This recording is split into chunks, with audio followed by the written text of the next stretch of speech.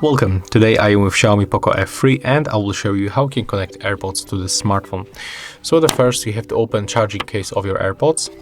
Next, just take a look on the back. You have to click and hold this button, so let's make it. Click and hold it. When the indicator is blinking, you can release that key. Open notification bar, open Bluetooth settings.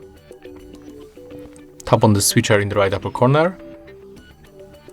And take a look right here. When the AirPods pops on the list, we have to simply tap on them once, then click to pair, and right now it's connected.